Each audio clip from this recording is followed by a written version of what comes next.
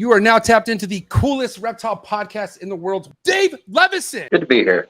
Always excited, buddy. Heard I had a lot of people call me and tell me a lot of good stories about the guy this week. Honestly, I think it's going to be I think it's going to be a great conversation, man. It's always a great fucking conversation. Darien, the new CEO and owner of Morph Market. What's up, buddy? Just enjoying the intro.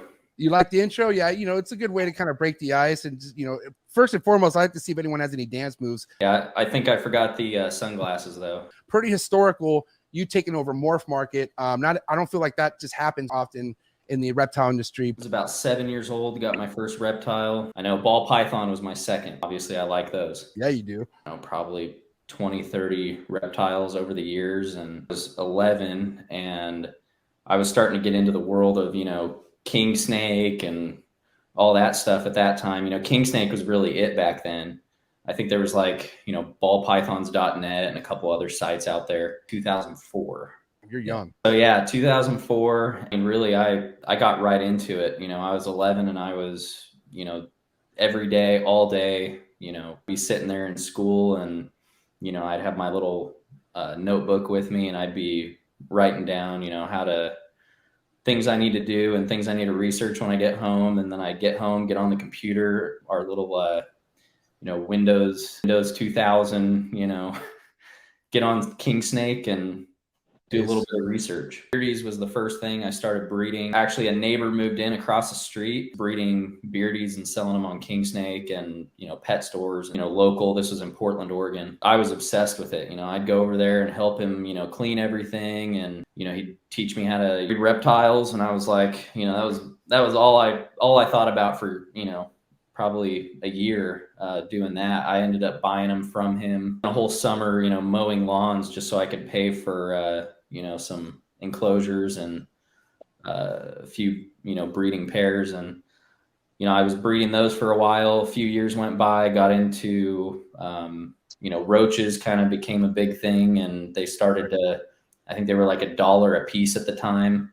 And there was only a couple people you could buy them from. I started buying those up, and eventually I kind of got burnt out on that stuff though. And, focused on school a little bit more. And then I ended up getting a job at a advertising agency doing web design and development, slowed down on the reptile side, and then never really got rid of all the reptiles and the bugs and all that stuff. And at one point, I started to see that, roaches were kind of trending, I guess. And I was like, all right, I got to do something. I'm sick of sitting at a computer all day. Got into roaches and, it just kind of blew up from there. Started Dubia, DubiaRoaches.com. In 2011, 2012 was when I originally started it. And then I really, went like full time in it when I was, a couple years later. It was about 2014. And I just quit my job, breeding roaches in my closet. We started a pet store, and now we've got a second store, Reptarium, that's almost done. It's 98% there, and then we're working on an aquarium after that. Located now, Darien? Wichita, Kansas. You kind of said you started in your closet with the roaches.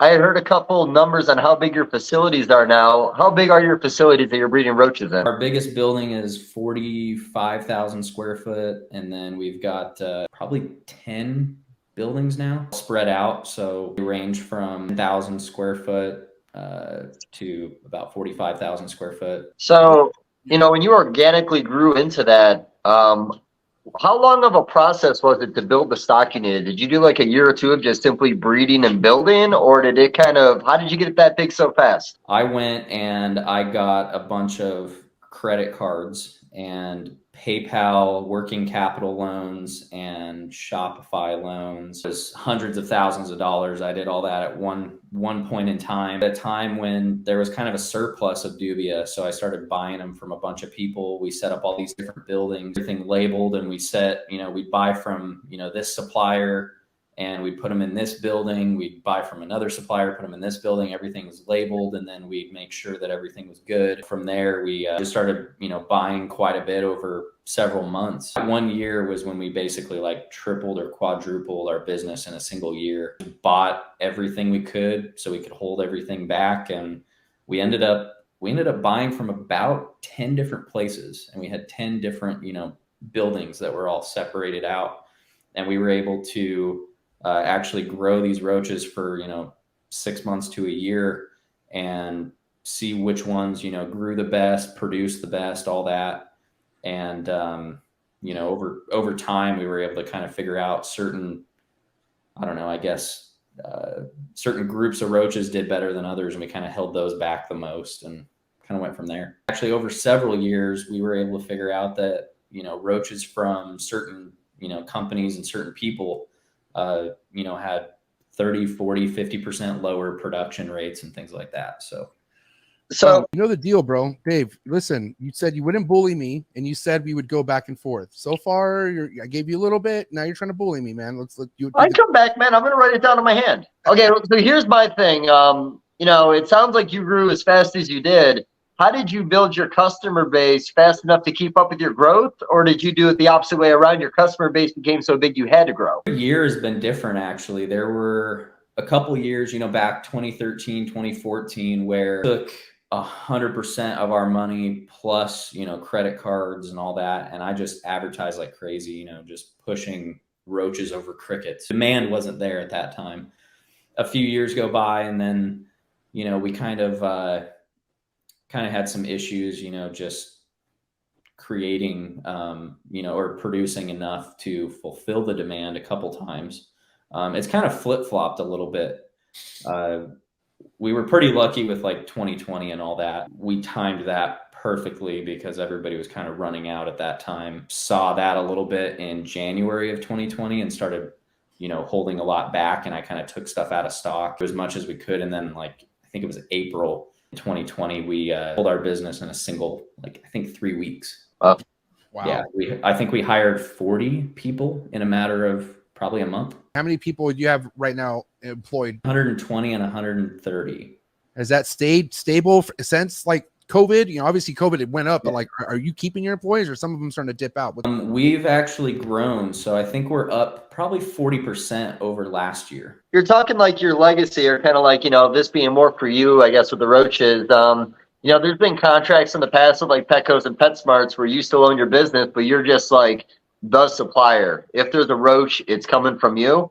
Have you ever considered a contract like that if it was proposed? I don't think we would ever really sell to, you know, Petco or PetSmart, like roaches at all. Definitely could. First off, I don't really want to deal with it, but also, I don't know, not a fan of that. 90% of our business is direct to consumer, just people ordering online. They're ordering a couple hundred roaches at a time. Yeah, I normally don't say this kind of stuff or give any info out, but I just got an email yesterday, actually. We just hit 1 million orders. I mean, our average order is like $35, $40 worth of bugs. So most people are buying other things too, though. We ship everything right out of Wichita, and then I mean, we don't really get like negotiated rates or anything. Are all your locations in the same state, or are you scattered across the country? Everything's Wichita. Okay. Now I got to ask you this. Why do you hate ball python? I'm just kidding. You know, other reptile species experience under your belt, like you dabble. You know, I was lucky enough to talk to you for a few minutes on the phone, and I hear that you have a good passion for other reptiles. We've never made a penny of profit on animals at all. Put more money into them than we make.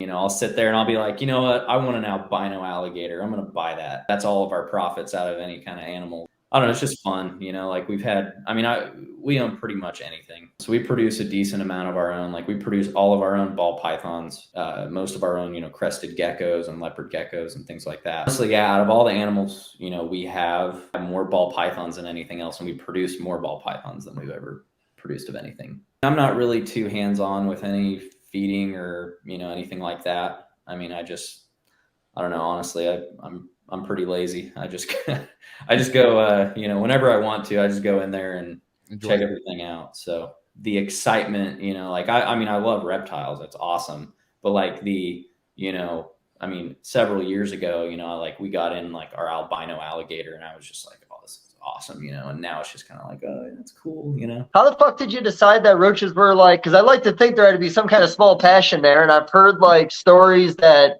you know, you've done testing, you tried to learn about parasites, you try to learn about mites. Oh man, the stories I have. It's definitely interesting, you know, like, I mean, you know, growing up, you know, I always wanted to be a roach farmer. You know, that was always something, you know, I don't know, maybe you can't tell, but I'm pretty ADHD.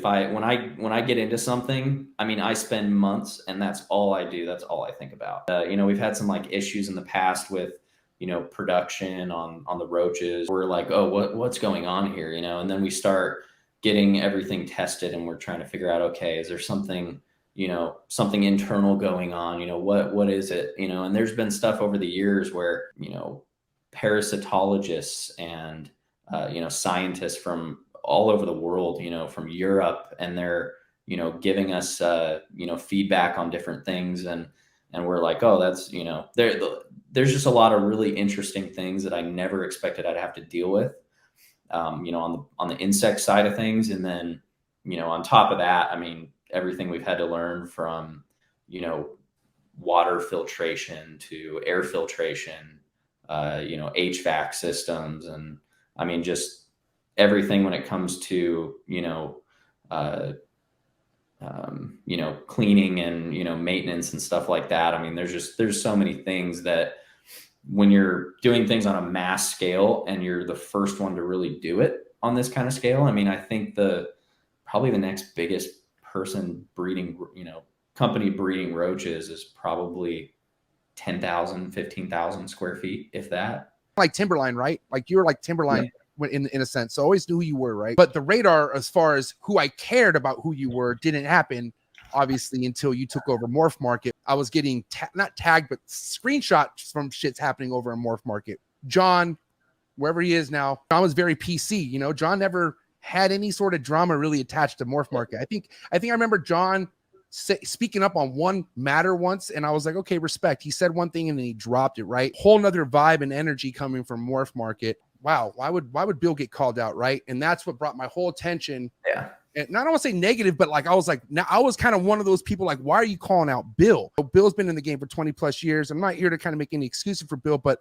that right there threw me off. Like, I'm like, I think this guy's trying to do more than just bring drama in a Morph Market, maybe like single people out. I don't know what the angle is behind that. I wouldn't say that my, voices on certain things have been the best. Gotten some views, I guess. A lot of people have seen things, because of, certain things that have happened, I guess. I'm not really coming from a bad place on anything. I don't know.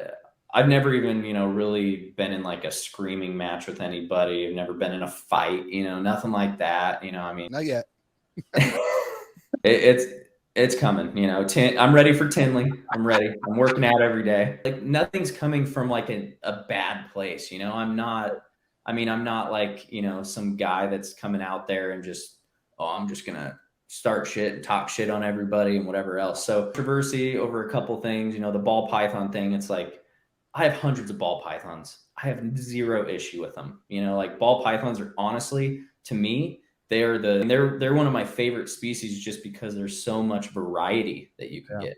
It's like, oh, this is exciting. This is new, looking at some of the stuff, Canova and, things like that. I mean, it's like, some of like the world's first and they're awesome. I come in and say, like, oh, I'm sorry for making this joke. And, and then I kind of doubled down. I mean, I'll admit, I kind of doubled down on things just because of all the negative that was coming at me. I was like, oh, fuck it. I'm just going to say some more, like, why not? There's a saying out there, perception's everything, right? And like I said, I didn't know I only know about Dubia Roach. I don't know who you are. So like I said, even though I kind of make fun of ball pythons too, I was still kind of like, whoa, this guy's going extra hard right now. Like he's going extra hard.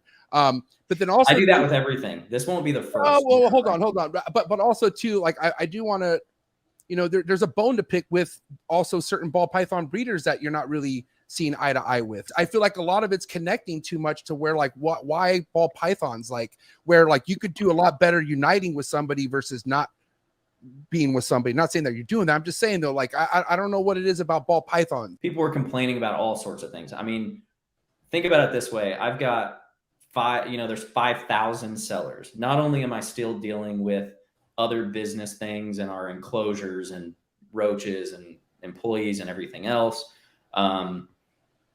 but then, now there's 5,000 sellers. There's, tons of buyers, 40,000 visitors a day.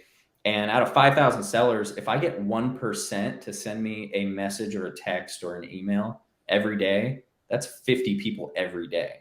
It's a that lot. I'm having to deal with. And It's overwhelming. It's overwhelming. I mean, you know, not only have I still not, I mean, I don't have a grasp on everything yet, not even close. Okay, that's where I was like, holy shit. Now you went from like, wow, like boring ball pythons, but now you're gay if you work with ball python. Was that the joke? Because I didn't pick up on that joke. Did you call it No. motherfucker? The joke was that rumor, like, I think it was like rumor has it Morph Market's going to be the next Bud Light, as in like, everybody was saying that, oh, Bud Light, you know, Bud Light's canceled and all that, you know. Obviously with my ball python joke, that kind of did the same thing. So it was kind of like I mean, I guess some people didn't get it, you know. My man. And I'm noticing a lot of people who are making a big deal out of shit are just your typical people who don't make any noise unless they're complaining, right? It's like miserable people like to make bigger deals out of things. And that's where it all started, I feel like, with you. You just kept going, right? I'm wondering, like, you're kind of looking at, like, these people being pissed off need to get the fuck off of Morph Market anyways. That's just kind of how I am in general. You know, I guess kind of a fucked up sense of humor.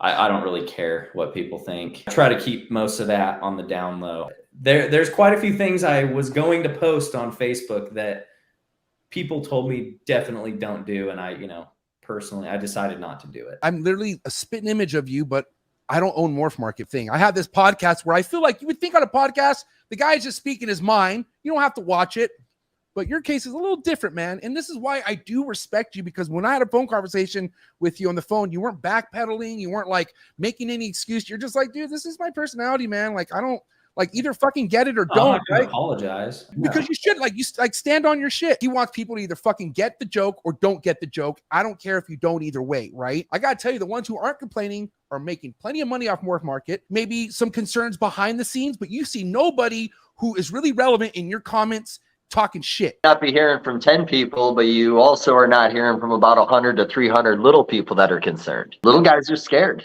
You know, regardless of how their business is doing, they're looking at a platform that might be their only way of making a living. And I think some of them think that something could go wrong with this where it could affect their living. People are going to have concerns over things, but my focus is actually on the smaller breeders. I couldn't care less about the big guys, honestly. They're going to do fine whether they're on Morph Market or not. I could probably kick the top 20 breeders on there and it'll barely make a dent in them, and it would help all the small guys a ton. And I'm not saying I'm going to do that, but I do want to push for, you know, a pretty like level playing field, I guess.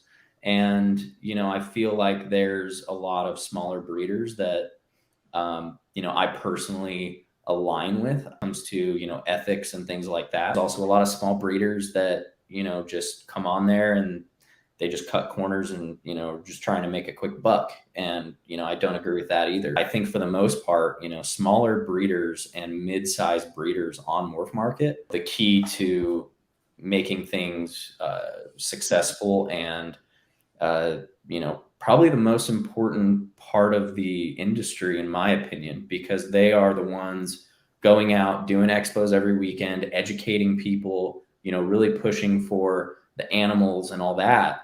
And a lot of the big guys, you know, I mean, I own a multi-million-dollar company myself, and I see that less personable, you know, like I'm not personally out there doing expos and talking to people and educating people on how to take care of these animals and all that. I'm relying on employees to do that. Some just don't care. And so, you know, the way I see it is generally you're going to get a lot better and more proper, you know, education and things like that from, you know, the actual smaller breeders who are out there every weekend educating, you know, the public and really pushing for, you know, this is how we do things, and this is, you know, this is how to take care of these animals. So let's say you made a post like that to reassure them. Would they even notice it, or would it get lost in everything else going on right now?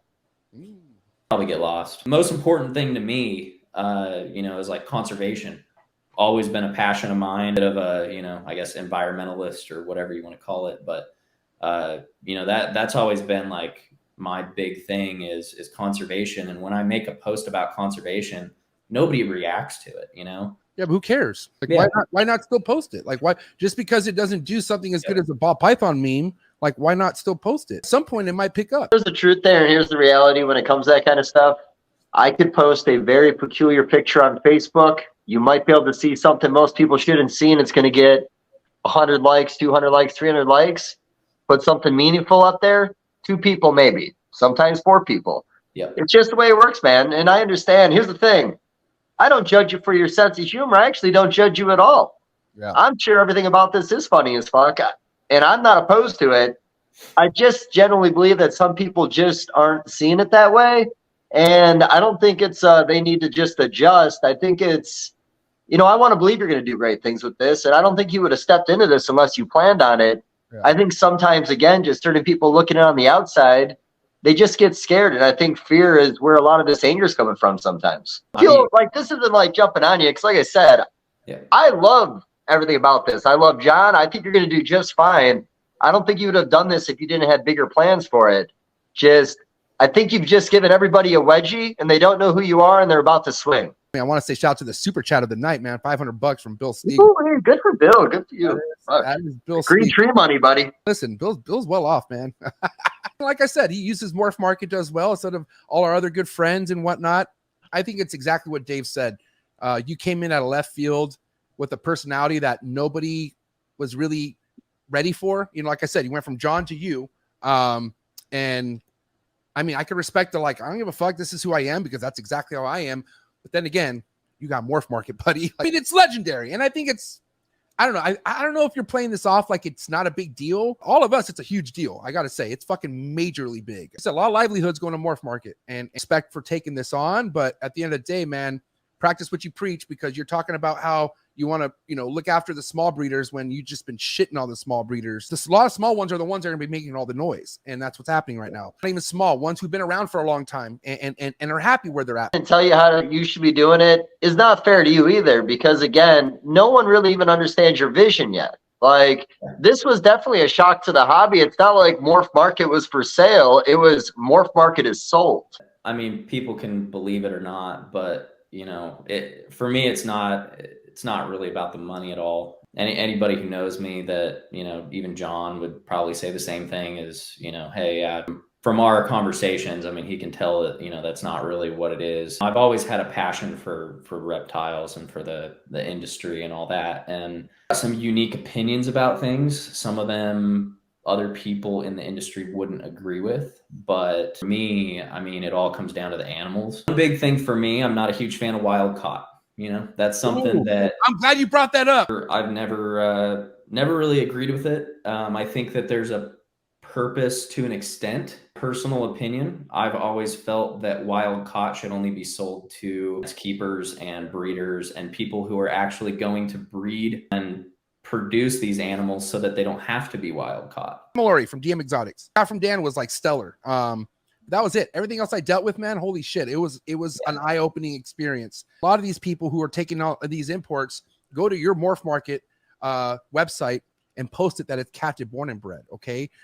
Big names, big names. You know what I mean? And I feel like you want to talk about shitting in somebody's cereal, talk about somebody who just got enough money to get their first emerald and it pukes on them, and it's a quote unquote captive born and bred. This happens to my own people. My own Patreon members go through this. You know what I mean? So I can't stand it. I mean, honestly, I've been pretty frustrated since taking over Morph Market because I see this stuff happen. Knee-jerk reaction is screw this, ban them, get rid of them. That's what I want to do. I know I can't do it, and I haven't done it because I have to have. There has to be a sort of standard, set. And that's what I'm working on now is, I see a lot of the, wild caught stuff on Morph Market, and most of it's labeled as imported, which is kind of a gray area. So I'm going to be changing that a little bit because it allows for too much of a gray area there. To an extent, there's definitely a place for it, but I mean, just going to expos and seeing, hundreds of, these Nile monitor, hatchlings and, Nile monitors and savannas and, green tree pythons or emerald tree boas and all that. I mean, there's just a lot of stuff that I've seen over the years, and a lot of this is, it's just, it's being sold and then it dies. You know what the problem with savannas are? They're not buying your roaches. We're not feeding them the proper diet. In captivity, we're feeding them dog food, which is causing obesity in the species. That's why no one's ever successfully captive bred them. What's in the wild, they're actually a very lean species that almost looks like lethargic. I think our dieting is the biggest issue, which I think more of that goes back to education. I don't defend importing, but do you remember that shoe company years ago that it was like every time you bought a pair of shoes from them, they would donate a pair of shoes to somebody in Africa? You know what the repercussion with that was? They didn't need to buy shoes anymore. So the guy that raised the cows went out of business. The guy that made the leather went out of business, and other businesses went out of business because it actually fucked up their economy. We can abruptly maybe stop the importation of certain animals. It'll actually possibly really hurt families and some overseas guys at first until they can transition into something else. Yeah, I mean, if we could just regulate it better. What I wanted to do was add venomous potentially, but make it like a private section where you have to create an account, upload your ID, you know, all that kind of stuff. I spoke with my attorneys about it and they're like, don't even risk it. You know, it's not even worth the risk. If people want to keep them, they should be able to keep them. I mean, I have venomous myself. People are like, oh, don't bring that up. You know, like that's controversial. And I'm like, that's the whole reason to bring it up, because it is controversial. It gets the discussion started. And, you know, when people are discussing things, actually use their brains a little bit more, you know, like we should all try that a little bit more, you know, rather than just, oh, everybody just do their own thing. And let's not talk about the, you know, elephant in the room. I like confrontation sometimes. No, you don't, Dave. No, I don't.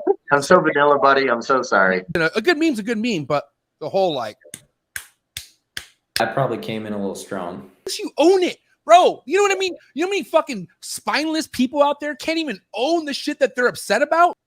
Yeah, I'm not going to back down on it. I'm not going to say, oh, I messed up. I apologize. And I'll admit when I'm wrong, like 100%. One thing that kind of gets under my skin sometimes is when you see someone making a fuss of something, they're being a hypocrite. Level of this industry, I call them the bottom feeders of this industry, okay? Preach and say, we need to unite, we need to do this and that, but they do the exact opposite by doing such things like everyone posting and having an issue. They're all friends. They're all the same people. That's a line in the sand, right? And then you doing what you're doing is dividing your own putting your own lines, right? So these lines need to not be put down to begin with. And I'm learning to be the bigger person, even though I don't always do it. But I mean, how can we become more united versus fuck, here we go. We went ahead and fed the bottom feeders their drama again. And now the line's drawn because certain actions. You see what I mean? And, you know, I've seen a lot of that, unfortunately, in the industry where people, you would not believe how many times, you know, I've just gone on and, you know, I've friended everybody. Right. And, you know, I think that a lot of people tend to kind of, you know, hate someone just, you know, over what, you know, something that happens, you know, everybody kind of has their, you know, people that they don't agree with for whatever reason.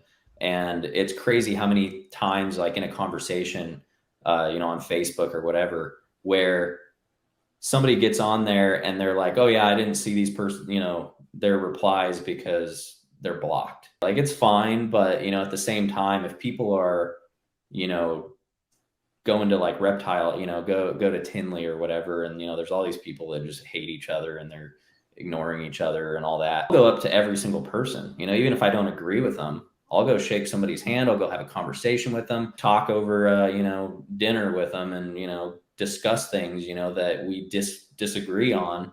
And, you know, I'm not going to get upset over anything. I'm not going to be like, oh, I need to start a fight with this person over, you know, our disagreements, you know, and that's the thing that I think more people need to work on is just, hey, like, let's discuss. And, you know, we don't have to agree. You know, there's a couple people in the industry that I'm like, I do not like this person. I don't like what they stand for. Jay Brewer is one of them. You know, I don't agree with a lot of the stuff he does. It's going to go based on my experiences, but to tell you the truth, I kind of made a conscious decision a couple of years ago to stay away from things that just weren't making me happy anymore. We had people in the hobby that I generally don't like. It's not a very long list, but, you know, we had our moments and, you know, we battle a little bit. I take this moment to shout out the sponsor of tonight's episode, and that's Clutch. First and foremost, what do you think of Justin Kabelka?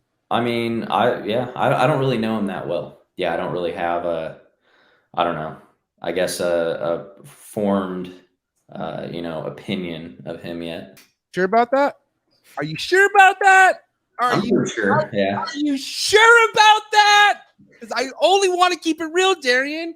I mean, come on. There's stories out there floating around that you don't like the guy, and I don't know why that would be. No, I don't know. I've heard a lot of mixed things. I'm not sure. I really don't.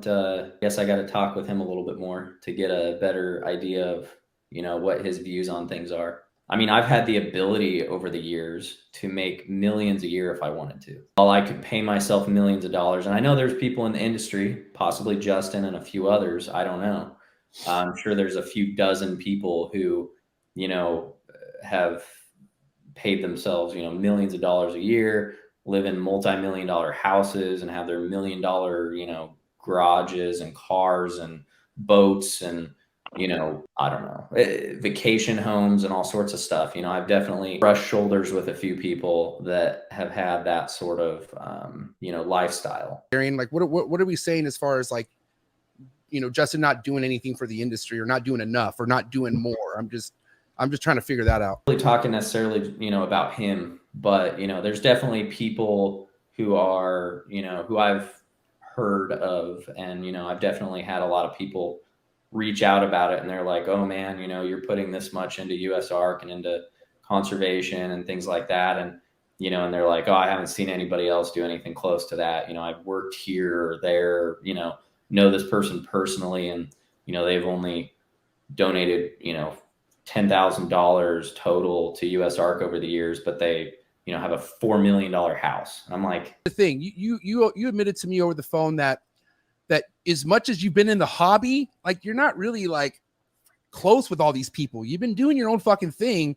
I don't think politic wise, you really know what the heads up on certain things. And so I don't know, like I said, going back to perceptions, everything, you hear things before certain things, don't really know what the truth is. It can be very confusing. It could be very like, I don't know what's going on. And I feel like that's a part of communication. Anybody in this industry need to work on. Communication's key. And I've seen over the years with USARK, and it's not that you're wrong by any means. I find sometimes the flow of the hobby really depends on how well the hobby's doing. Yeah, that's the thing I love. I see a lot of people who, just over the years, a lot of people that I've met and talked to, and, some people, they might not be doing that well financially and all that, they're just kind of getting started. And yet they're still putting everything back into it. They're putting everything back into the animals, putting everything, into USARK, and, they're really giving it their all. And I can really appreciate that. The whitelist. Or the whitelist. I mean, it just kind of just puts a reality on things. Like no matter what happens drama wise, something crazy is going to happen where we're like, hey, idiots, we should fucking focus on some serious shit that's going to probably keep us from keeping our animals. I've considered this, some of especially the higher tier accounts on Morph Market, maybe increasing, the cost of those and having it go to USARK. That Slytherin guy, man, you got him the fuck out of Morph Market. That made me really happy. I got to tell you got one thing of emotions that's hard for me to control is when I talk about animal abuse and like document it. I'm talking about there's no going about what it is. It is what it is, right? I've only actually, suspended or banned 5 or 6 sellers so far out of 5,000. I've had some sellers reach out to me, some big guys, top 10, top 15 guys on Morph Market. And they've reached out and they're like, hey, do I have anything to worry about? I don't know if I've heard you're banning people and all that. Well, speaking of that, I think that some of these issues need to be resolved. We're having some issues. If you fix that stuff, you're not going to have a problem. But if you don't, then we might have an issue. Tonight alone, I'm donating $5,000 to USARK. Like I couldn't care less about $840 a year. That's not going to affect me that, negatively. The top 20 or 30 or 40 sellers on Morph Market are doing a crappy job. I'll get rid of them overnight. Now, I find your position to be very hard. How do you keep emotion out of it when you pick and choose who you want in? Obviously, it's important to keep emotions out of it. I don't really have that kind of issue, I guess. One of my favorite things about the building of Morph Market was John walking around the show with a notepad. And when he heard a good opinion or something that confirmed something that he liked, he would move forward with it. Yeah, I mean, I've already tried to do that, you know, to an extent. You know, not only have I made posts on the Facebook page, on my page, you know, I've asked a lot of people, you know, what things they like and dislike. You know, I've been doing it more of a social media way. Talk to one person and maybe you go talk to 4 or 5 people and they all think this is something that, you know, should change or this is something we should add. You know, I've been able to go through those and make lists of, you know, based on popularity, based on what people are wanting, buyers and sellers. So I have a lot of those lists already. And as I go to some expos and talk with more breeders over time, obviously we'll be able to, you know, go through those things and continue to, you know, improve from there. You know, that brings up another point. A lot of people have been like, oh, you know, it's all focused on the buyer now. It's not focused on the seller. Focusing on the buyer, we are focusing on the seller. Because what is the point of Morph Market? The point of Morph Market is to not only educate people and get them to buy, you know, a captive bred animal, you know, buy from a breeder rather than just going to Petco or PetSmart and buying the animal there. It's to, you know, get the sale and, you know, get people to actually buy. And the only way to push a community like this is to really focus on the buyer. And I think that a lot of sellers just expect their animals to sell. You know, obviously 2020, you know, COVID and all that stuff. Last year, and you know, 2020, 2021 were just amazing for everybody. Things are slowing down, and that's going to continue most likely for the next year or 2, 3 years, who knows.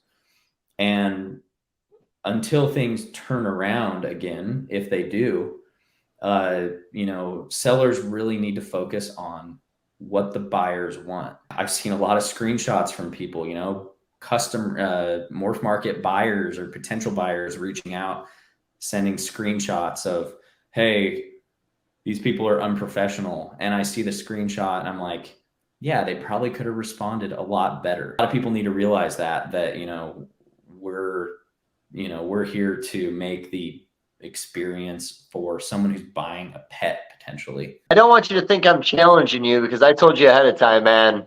I'm a very positive guy. These questions are because these are real questions from people that come to certain people and talk. Posting screenshots of a private conversation on Morph Market on Facebook for a discussion with a header of who the person is. Do you think that's going to take away from the privacy, or do you think that's going to lose a little trust? Bill, right? Like, you know, I just feel. Okay, I just want to say a couple things before you say that. I just want to say it was a blessing because that brought me to you. That's the only reason why I even looked into you, because of that. Yeah. But I'm also thinking, like, if this guy was really on top of his game, or at least like mature enough, he would have done this shit behind the scenes with these 3 or these 2 and try to work it out versus just like, okay, he said what he said, and I'm going to side with this girl, and just made, you know, Bill look really, really bad. What happened was seller made a post in the seller group, posting a screenshot with his conversation with a buyer. The screenshot conveniently only showed this person's a tire kicker. You know, don't sell to this person. When I saw that, I was like, oh, okay, I need to look into this to see if this person's a tire kicker. Meanwhile, a couple hours earlier, an hour earlier, she actually bought from another seller. Someone in the seller group screenshotted that, sent it to the buyer. The buyer found out about it, reached out to me with the actual full conversation and said, hey, this is what actually happened here. I looked at the conversation, and what happened was the seller replied immediately with, sounds like you're a tire kicker. I'm going to go let all the sellers know not to buy from you.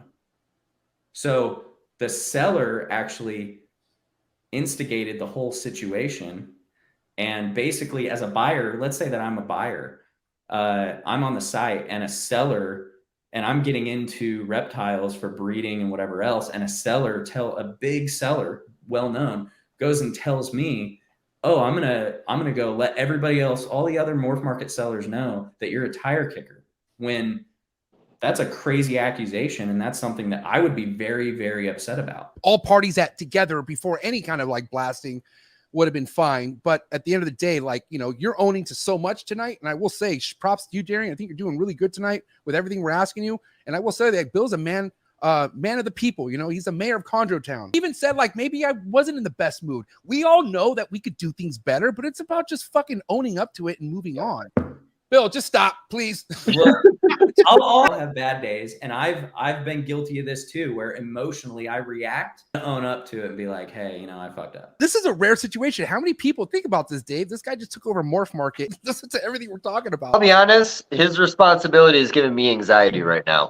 Like, you know, because like we're literally talking about one case on one day. So it's like, it's overwhelming. And again, I only brought that up because, again, I really treat Facebook like a magazine. I was scrolling. I saw some screenshots from customers. I saw there was lots of comments. I didn't really get involved. And, you know, I didn't really want to bring a case up. I just, you know, I think some people thought it might be something they might regularly see. So there was a little bit of a concern there just for the sake of the customer. Here's the thing, buddy. Morph Market did not come with an operator's manual. Going with it the way you want to go with it. And I have no ill feelings toward Bill at all. You know, what I've heard and from other people and from himself and everybody else, that he is, you know, great customer service, all that. He's the mayor, Darien. He's the mayor. Things just aren't certain people's business. You know, I think that's kind of what we're trying to get at. I understand Morph Market only used to like promote one shipping company, and now you kind of have options for people on Morph Market. Is that correct? I didn't want any kind of exclusive. I'm still figuring out how to go about it and how to get everybody on board. Still having those discussions with everyone. I'm hoping that everybody get on Morph Market and promote, you know, each shipping company together. Can we do a NASCAR thing and have individual sellers be sponsored by people? Can I get a bunch of like shipping companies on my profile? That's hard. That's something that asking too much. Is that a 5-year plan? What if he doesn't? What if he doesn't come back? Well, at least he left his computer on. Wouldn't be the first person to leave me high and dry, buddy. You like zoom in on the background of his house right now and see what he's got going on over there? Like do a little bit of snooping in the meantime? What are we doing right now? You know? Don't be weird. I do want to remind people, guys, please let's get the likes up for this podcast. No, we didn't talk about you, buddy. There he is. But Darien, I was going to say, you know, also rumors behind Morph Market starting some new adventures, shipping, and even possible trade show. How much of that is truth? Yeah, we're most likely going to do 1 or 2 trade shows a year, you know, just more of like a big Morph Market convention. Not really like just like a typical reptile expo, but, you know, something that like all Morph Market sellers would be invited to. Asking about the photo back here. Tried zooming in. It didn't work very well. Well, I just didn't want to be that perv. That I bought from a guy that I know. That's what Marshall was talking about. That conveys every emotion, buddy. Shows all over the country. Have you visited any West Coast shows? You've gone to a Reptile Super Show at all? I used to do a lot of the shows up in the Pacific Northwest. So if you could change something about a show, what would be the #1 thing you'd want to change about a show? Well, I mean, I think a lot of shows are really good. The biggest thing for me, honestly, over the years is, you know, just when I see, you know, certain vendors and all that, kind of give the hobby, you know, give the industry a bad, you know, kind of a bad look. Well, you know, I always say we're our own worst enemy in this hobby. We bring a lot of problems on ourselves sometimes, unfortunately. When it comes to sellers like that, you know, a lot of people learn their lesson right away, and it sucks they had to learn it the hard way. Again, that's just such a hard thing to police. I also think that a lot of people use that as an excuse. I've spoken with a lot of people over the years about it, and I say something and they're like, oh, well, this doesn't matter, you know, like we're so much better than we were a decade ago. Yeah, we might be so much better, but we're not, you know, amazing yet. Like we're not like there. I always say I stay in my lane. I would like to think that those people might lose a little sleep at night, but man, this town has a mayor, buddy. We don't have a sheriff. We never have. So it's like, what are we going to do? I mean, if you have an opportunity to clean some shit up, I like that you're down for that. I will give props to the pet industry side of things, is that like they're willing to speak up now. If they get a snake that's dead and the seller doesn't want to be, you know, own up to it or do something with it or go on their platform and bash them, then they're going to fucking, you know, speak up on it. There are certain things I feel like people should not go through. Getting sent a dead snake or getting sent a snake that's Captain Born and Bred that, no, it was not Captain Born and Bred. Wild caught, yeah. Yeah. I don't, correct me if I'm wrong, but you had your Dubia Facebook page getting taken down for hate speech. I don't know what that's all about, but had our Facebook page, our dubia.com Facebook page taken down. I shared a Jeffrey Dahmer meme. It was like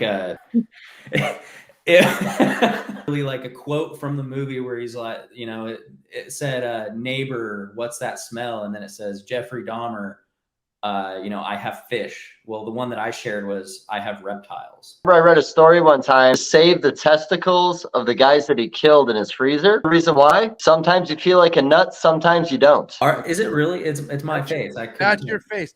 I thought it was an athlete. Are you going to send me? You need to He send looks like an athlete, doesn't he? That was a rugby player. You get to have this one, and I'll sign it for you. What the fish drum is like. It's all the same shit in every industry, buddy. I don't care what you do, man. Pokemon cards, man. It's the same bullshit. I had to sneak this in here.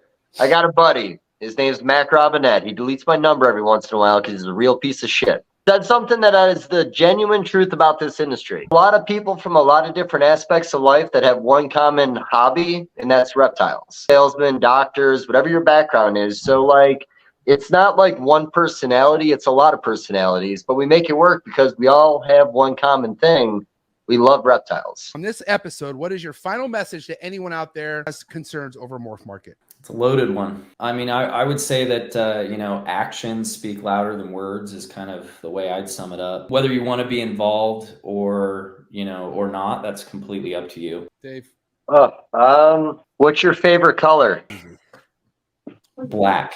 The most depressing color you could have said, buddy. Wait, I gave you a real opportunity there. We're going to answer a couple questions here in the live chats. What are some of the standards that you mentioned earlier that some of the top breeders on Morph Market were told they need to work on that you said you contacted? Some of the main things were basically, quality of animals that are being sent out,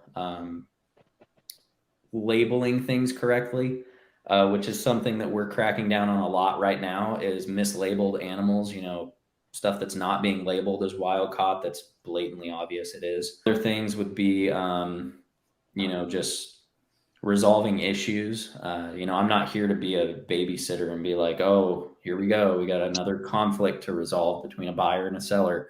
Like, just take care of it. Just if you're a seller and you don't want to, take care of an issue, even though it's kind of a questionable thing or like it was the shipping company's fault or something happened. Generally, it's just best to take care of it. Will Darien ban nerd for selling snakes with nidovirus, selling imported animals as CBB, and posting illegal surgeries as how-to videos on YouTube? I've actually had a lot of questions like this. So far, we haven't had very many issues on Morph Market itself. There's been outside transactions, but definitely a lot of controversy and a lot of public opinion on things. And some stuff is kind of questionable. I have seen a few things where I'm like, okay, that's pretty iffy. For the most part, on Morph Market itself, we have had in the past, obviously we are cracking down on that stuff. If we do have a, significant amount of, issues and things are brought to us, we do save all of that kind of issues. They get saved over time. When those issues pile up, certain sellers that really stand out in a negative way, then we generally will do some sort of suspension or ban. I've had some sellers send me messages, basically like death threats or, saying they're going to kick my ass, whatever else. I haven't banned them from Morph Market over that. Okay, there's going to be one more. I got to get it in. What's your favorite ball python?